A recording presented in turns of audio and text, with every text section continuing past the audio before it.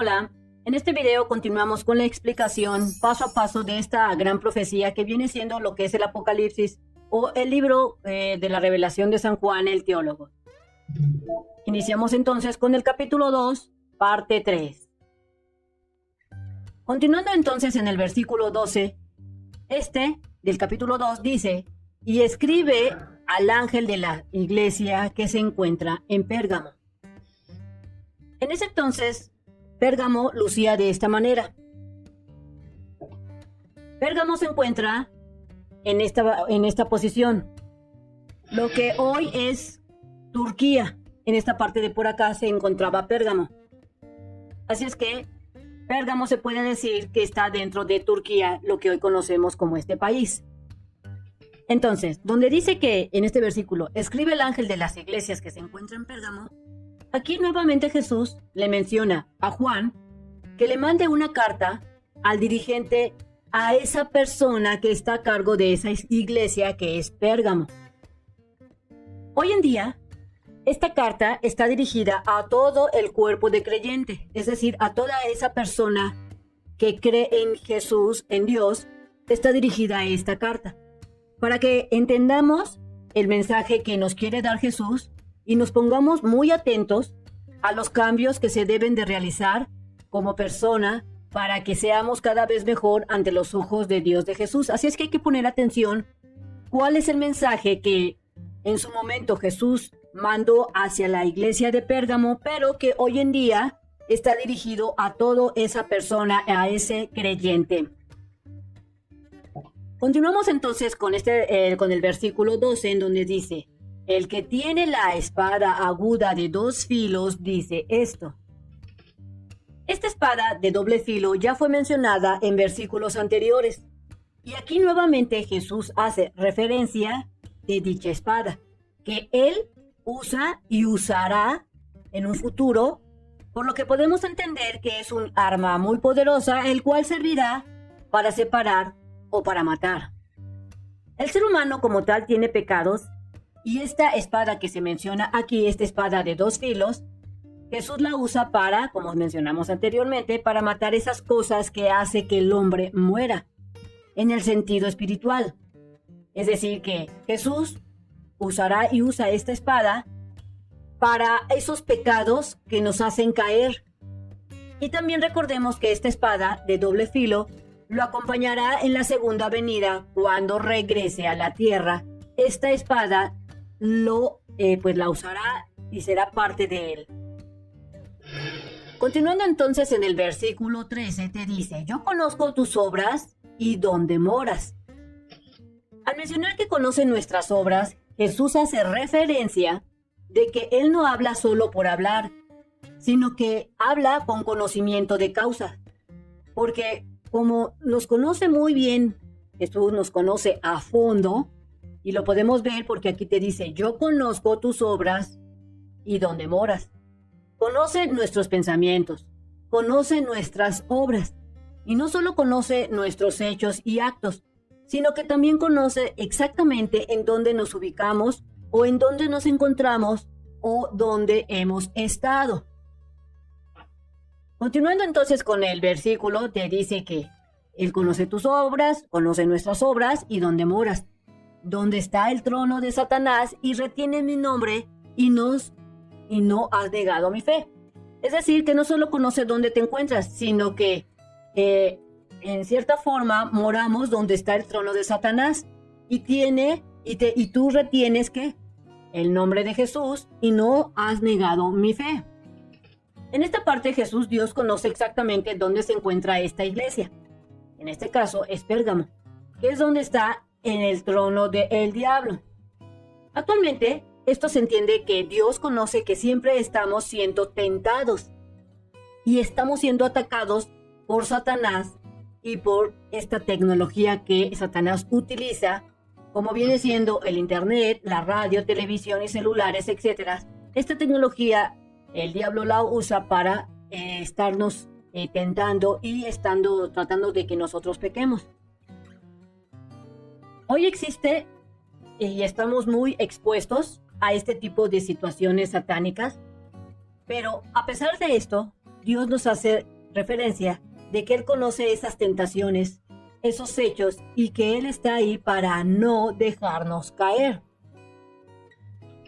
Aún así, aunque estamos siendo tentados de manera constante por el diablo para que caigamos, dice Jesús que no le hemos negado. Mira, aquí te lo dice. A pesar de que yo conozco tus obras y donde moras, donde está el trono de Satanás, y retienes mi nombre y no has negado mi fe. Así es que eso lo conoce Dios. A pesar de que estamos siendo constantemente atacados por el diablo para que nosotros pequemos o caigamos, dice Jesús que no lo hemos negado, haciendo referencia a toda aquella persona que en Él cree y que ha seguido haciendo o realizando, ¿qué cosa? La voluntad de Dios, de Jesús, a pesar de todas estas tentaciones o ataques por parte del diablo, de Satanás, o también conocido como el acusador. Entonces, en esta parte, Jesús podemos entender que está orgulloso porque a pesar de las tentaciones, problemas y dificultades que tenemos, seguimos con esa fe y reteniendo el nombre de Jesús. Seguimos en armonía con Él. Y por el hecho de no negar a Jesús, Él está sumamente contento, feliz por estar aguantando estos ataques y no caer. Recordemos entonces que para no caer en tentación debemos estar, ¿qué? Leyendo de manera constante la Biblia. También debemos estar de manera constante en comunicación con el Creador, con Cristo. Es decir, debemos de estar orando para poder aguantar esas tentaciones. Debemos entonces estar en comunicación con el Creador, con Cristo Jesús, para poder aguantar estos ataques del diablo. Si continuando entonces dice: yo conozco tus obras y donde moras, donde está el trono de Satanás, y retienes mi nombre, y no has negado mi fe, ni aún en los días de Antipas, mi testigo fiel, el que fue muerto entre vosotros, donde Satanás mora. En esta parte del versículo, Jesús hace referencia a un seguidor sumamente creyente y lleno de fe, que es Antipas. Aquí lo dice: ni aún en los días de Antipas, mi testigo fiel, que por seguir los preceptos marcados por Jesús, fue muerto en esa región. Esto significa que en estos tiempos, como en los que vendrán, habrá situaciones sumamente fuertes en los que uno tendrá que escoger para qué lado se quiere inclinar. Hay dos opciones solamente. La primera opción es que tú decidas inclinarte hacia las pasiones, hacia las comodidades que te puede dar el mundo, es decir, que te puede ofrecer el diablo. Pero recuerda que esto tiene un costo, porque a pesar de que en un cierto momento tengas mucho dinero, el diablo por solo diversión te lo puede así quitar. O tal vez tú prefieras escoger el camino de Jesús, que en algunas situaciones sabemos que se pondrá difícil y que puedan estas dificultades hacerte sufrir. Recuerda que el camino de Jesús no es fácil, como en algunos casos te lo quieren hacer creer. La verdad es que seguir a Jesús es algo muy difícil porque estamos constantemente siendo atacados por el diablo, con las tentaciones, porque recuerda que el objetivo del diablo es que tú no seas salvo. Pasemos entonces al versículo 14. Pero tengo unas pocas cosas contra ti, que tú tienes ahí a los que se aferran a la doctrina de Balaam.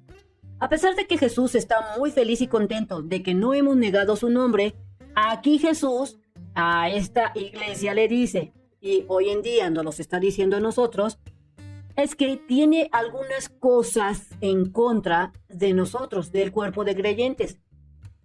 ¿Cuáles son? Que tú tienes ahí a los que se aferran a la doctrina de Balaam. Aquí Jesús dice algo que no le parece de esta iglesia, haciendo referencia, como te mencionaba hoy en día, que hay cosas que Jesús no ve con agrado, que algunos insisten en seguir esta doctrina que enseñaba Balaam. Recordemos entonces en qué consiste esta doctrina de Balaam. También conocida, este señor Balaam es conocido como el falso profeta. Se menciona un relato muy conocido en lo que es el libro de Números, en el capítulo 22, hasta llegar al capítulo 24. ¿A qué se hace referencia? En donde de manera muy escondida le da a entender al rey Balac, Balaam. Balaam también se le conoce como se menciona a veces, la gente dice que es el falso profeta, o también que era una especie de brujo o de engañador, porque este señor le enseña al rey Balac, que en ese momento les enseña cosas, le enseña cómo puede hacer que el pueblo de Israel caiga en pecado. ¿Y por qué hizo eso Balaam? Porque era él una persona que le gustaba mucho el dinero, los placeres de la carne. Resulta que el rey Balac en ese entonces tenía miedo porque él sabía que el pueblo de Israel iba a atacarlos como parte de que se encontraba en su camino para la conquista de lo que era la tierra de Canaán, la tierra prometida que Dios le había dicho a Abraham, a Jacob, Isaac, que se la entregaría al pueblo de Israel. Entonces vamos a ver en qué consiste la doctrina de Balaam. Resulta que Balaam, quien sabía que todo el que viola la ley de Dios caía automáticamente en maldición. Es decir, que Balaam era una especie como de profeta falso, como te mencionaba, y él sabía de la existencia de Dios, él sabía del poder de Dios. Pero como era bastante astuto, también conocía que aquel que violaba la ley de Dios caía automáticamente en maldición, es decir, no era del agrado de Dios. Eso lo sabía Balaam. Entonces, esta doctrina es la enseñanza que con toda intención busca, esta doctrina busca que se violen los decretos de Dios, la justicia divina y los principios de santidad. Esto es lo que busca esta doctrina, que se viole, que no se siga, para que eso sirva de tropiezo a los santos y caigan en maldición. Hoy en día, el enemigo, el diablo, utiliza mucho esta doctrina de Balaam para que las personas caigan en pecado. Vamos a ver algunos ejemplos. La doctrina de Balaam se presenta con tal sutileza que hace creer erróneamente, de manera errónea y totalmente, que el matrimonio gay es una virtud. El hecho de que se case hombre con hombre, según en estos hoy en día, mucha gente dice que es una virtud, que sí está bien. Otra cosa es que fornicar dice esta doctrina, es prepararse para el matrimonio. Es decir, que esta doctrina te hace creer que el hecho de que tú tengas relaciones sexuales con muchas personas no está mal, es solo para prepararse para el matrimonio. Otro ejemplo es que te hace creer que los ídolos son instrumentos de inspiración de fe. Por ejemplo, la Iglesia Católica te hace pensar que el hecho de que tú creas en un santo o en la Virgen María o en alguna otra cosa divina no está mal, es solamente un instrumento para inspirar tu fe. Pero bien sabemos que Dios dijo que no se debía adorar a nadie más que a Él, a Cristo Jesús. Otro ejemplo de esta doctrina te dice que adulterar es una forma de dar amor. O sea, que tú no estás engañando a tu esposa o que tú no estás haciendo las cosas mal. Simplemente estás dando amor a esa persona que te gusta o que necesita de apoyo. Y esto es falso. También te menciona o sigue este tipo de doctrina, es que extorsionar solo es un juego. Que robarle al rico es expropiar. No es robar, según ellos, sino que estás expropiando, quitarle lo que supuestamente es nuestro. O también te dice esta doctrina de Balaam que mentir no es tan malo. Solamente fue una mentira piadosa, cuando sabemos que mentir es igual a mentir. Entonces, mucha gente hoy en día practica esta doctrina de Balaam sin saber siquiera que es un engaño y que es un tropiezo para que se peque, para que no seamos salvos. Entonces, Jesús está haciendo el llamado aquí de que no caigas en pecado, que no caigas en la tentación con este tipo de pensamientos o doctrinas como la de Balaam, donde supuestamente se hacen las cosas de manera muy inocente y que en realidad estamos pecando muy gravemente.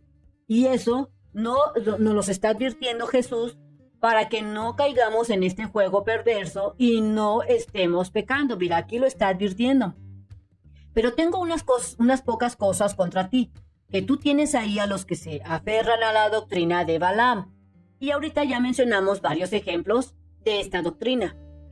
Continuando entonces, dice el versículo, el que enseñaba a Balac, mira aquí te lo hace mención, esta doctrina se la estaba enseñando a Balac, a poner tropiezos delante de los hijos de Israel, a comer de cosas sacrificadas a los ídolos y a cometer fornicación.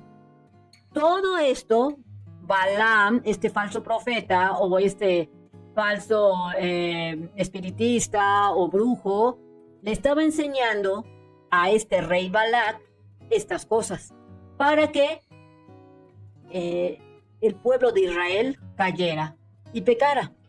Aquí menciona Jesús cómo fue que el rey Balac fue enseñado por Balaam, este falso profeta, para que el pueblo de Israel tropezara y que Dios se enojara con su pueblo, haciendo cosas como comer de los sacrificios que se le hacían a otros ídolos. Y también hizo que cayera el pueblo de Israel en fornicación. Pero aquí la fornicación no es precisamente la fornicación de manera sexual. Esta fornicación que aquí menciona, aquí, en donde dice, y cometer fornicación, se hace referencia a que adorara a otros dioses los hijos de Israel.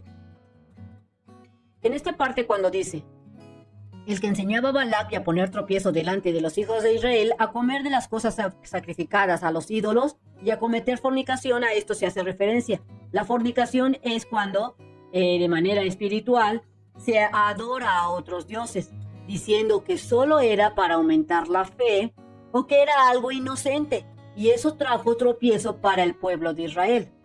Entonces, una forma de evitar el tropiezo es pedir en todo momento que Dios nos escudriñe, que nos evalúe y que nos haga saber en qué estamos fallando, como lo hacía el rey David. En Salmo 139, aquí, dice David, escribió, el rey David, Dios mío, tú me conoces muy bien, sabes todo acerca de mí, sabes cuando me siento y cuando me levanto. Aunque esté lejos de ti, me lees los pensamientos, sabes lo que hago y lo que no hago, no hay nada que no sepas. Si te das cuenta aquí, David sabe él muy bien que Dios conoce desde nuestros pensamientos hasta la última lápiz, el lugar a donde vamos. Entonces, como Dios lo sabe todo, hay que pedirle de manera constante que nos esté evaluando y si estamos fallando, que nos los haga saber para arrepentirnos y hacer un cambio positivo. Pasemos entonces al versículo 15. Así también tú tienes a los que se aferran a la doctrina de los nicolaitas. Si te das cuenta, nos sigue diciendo Jesús que también está en contra de estas personas que se aferran a la doctrina de los nicolaitas. Aquí Jesús hace referencia de que tampoco le es de su agrado esta doctrina de los nicolaitas. Esta doctrina todavía se sigue practicando hoy en día. Consiste en aquellas personas que les gusta dominar a otros, no importando que dañen o pisen o maltraten. Por ejemplo, hay algunos políticos que les gusta pisar, maltratar y a ellos no les importa, con tal de conseguir lo que ellos quieran. Este es el tipo de doctrinas de los nicolaitas a los que se hace referencia, en este caso, en el versículo 15, que está hablando Jesús. Así también tú tienes a los que se aferran a la doctrina de los nicolaitas. Estas dos doctrinas, la de los nicolaitas y la doctrina de Balaam, que viene siendo esta, tiene algo en común que son para personas egocéntricas. Es decir, son para ese tipo de personas que solo piensan en sí mismo, en su persona, para obtener lo mejor de los demás y que ellos siempre sean los ganones, los que ganan, los abusivos. Entonces Jesús está diciendo muy claramente que este tipo de personas que solo buscan su propio beneficio y no tratan de ayudar a los demás de manera sincera, de corazón, o tratar de ayudar a los demás para agradar a Dios, a Jesús no lo ve con buenos ojos, no lo ve con agrado y no acepta este tipo de comportamientos. Entonces, Jesús nos está diciendo que tanto la doctrina de los nicolaitas como la doctrina de Balaam no los acepta. Continuando entonces dice, la cual yo aborrezco. Jesús menciona que este tipo de gente que solo busca su propio beneficio a costa de los demás, haciéndose pasar como personas buenas, de buen corazón, pero que no lo son, Jesús dice, yo los aborrezco. Aquí está, mira, la cual yo aborrezco. Y al dar este término, prácticamente está diciendo que ese no es el camino para llegar a él. Continuando entonces en el versículo 16, dice, arrepiéntete, porque de otra manera pronto vendré a ti y pelearé contra ello. Aquí Jesús menciona muy claramente, arrepiéntete. Si estás siguiendo este tipo de doctrinas como la de Balaam o la doctrina de los nicolaitas, todavía tienes esa salvación, no la has perdido mientras estés con vida, pero ¿qué te dice? Que te arrepientas. ¿Cuál es esta salvación?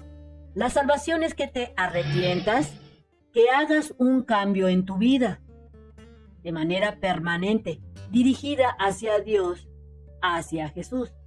Porque también menciona aquí Jesús que si no te arrepientes sabiendo lo que tú haces, Jesús sabe lo que tú haces y sabes que no es del agrado de Él. ¿Qué dice Jesús? Si no te arrepientes, porque de otra manera pronto vendré a ti y pelearé contra ello. Es decir que si no nos arrepentimos cuando estamos actuando mal, Él vendrá a ti y pelearé contra eso, contra lo que no le agrada.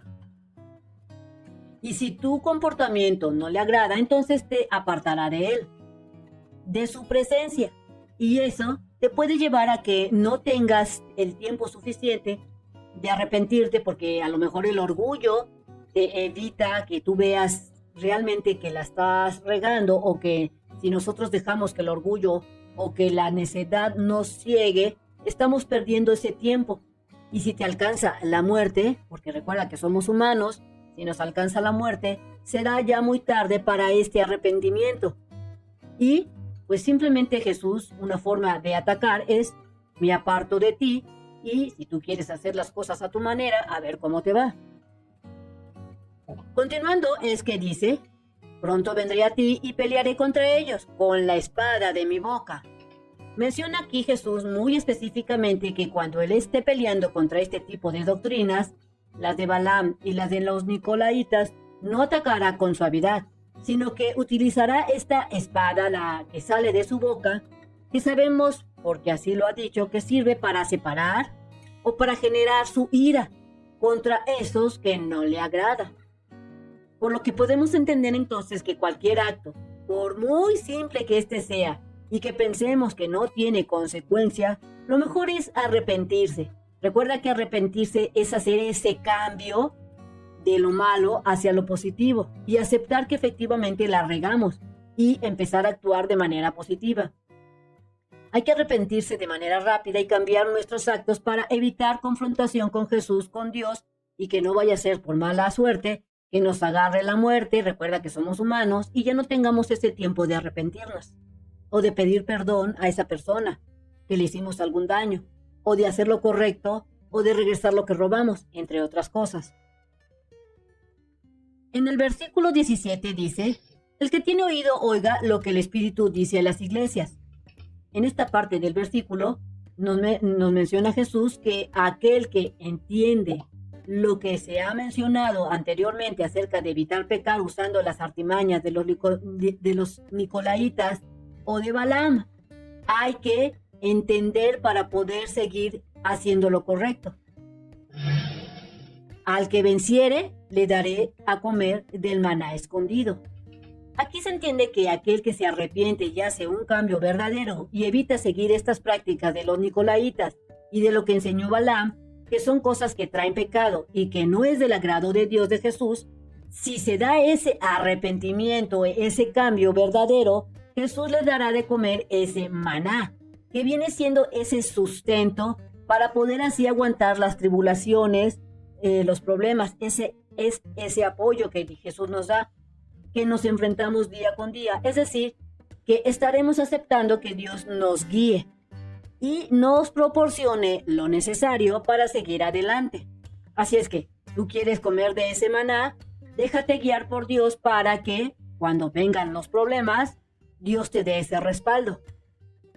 Continuando entonces dice, y le daré una piedrecita blanca.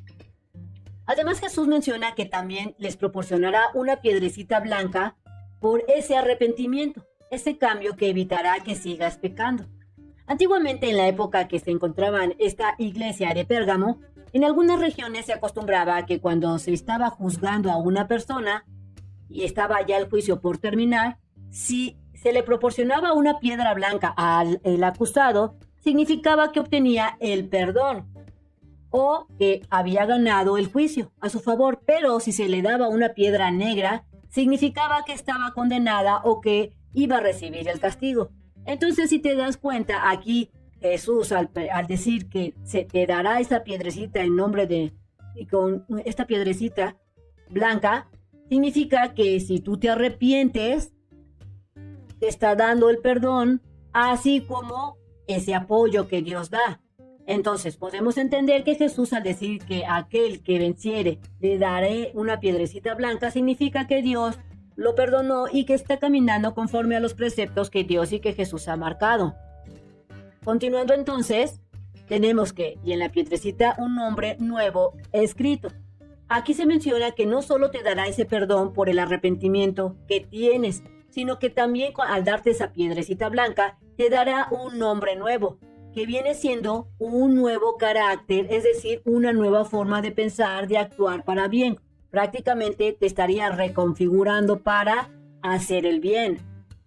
Continuando entonces dice, el cual ninguno conoce sino aquel que lo recibe.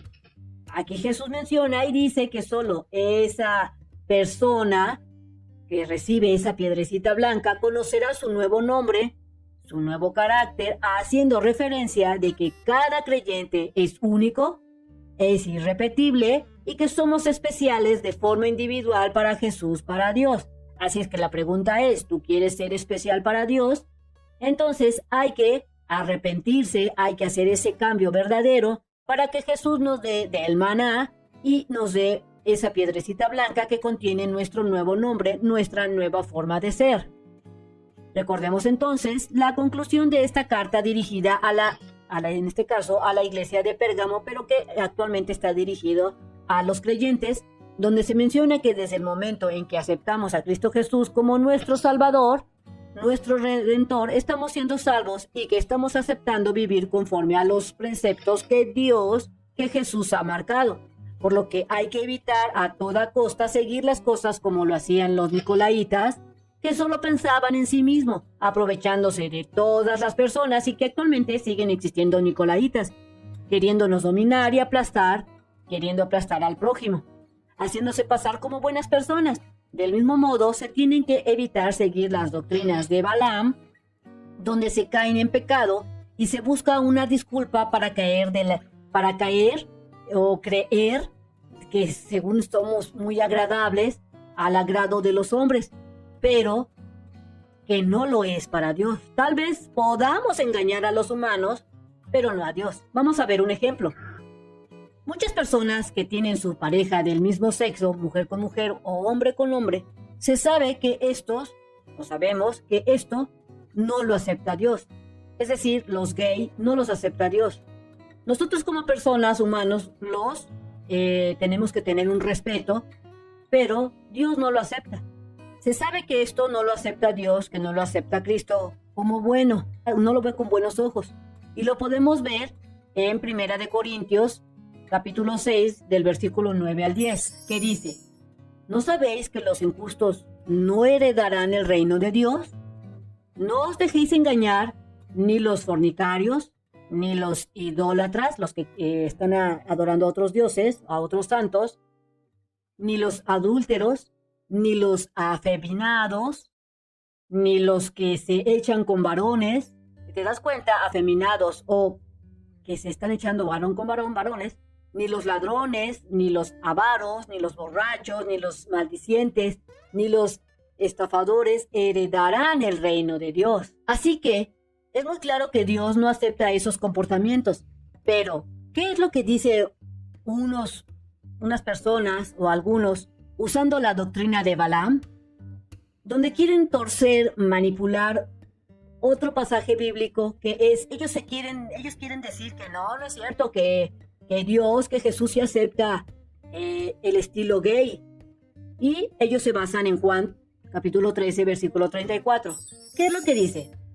Juan 13, versículo 34 dice, un mandamiento nuevo os doy, que os améis unos a otros, como yo os he amado, que también os améis los unos a los otros. Esto lo dijo Jesús cuando vino aquí a la tierra. Ellos dicen que con este versículo Jesús dijo que sí se podía todos contra todos. Este versículo se menciona muy claramente que nos amemos como Jesús nos amó. ¿Cómo Jesús amó? Jesús amó como hermanos, que nos amemos como amigos o compañeros, o inclusive como un padre ama a un hijo. Porque cuando Jesús vino como hijo de hombre, no nos amó con un amor de pasión de hombre hacia una mujer de manera sexual. Jesús cuando vino nos amó como hermanos, como amigos, como compañeros, como ama un hijo a su padre o como un padre ama a su hijo. Si te das cuenta, aquí este nuevo mandamiento que manda Jesús a que hagamos, no dice que se amen de manera sexual. Entonces aquí están torciendo o quieren torcer la Biblia es una forma, según ellos, de justificarse de que Dios sí ama y está muy bien, dicen ellos, que se den los matrimonios gay.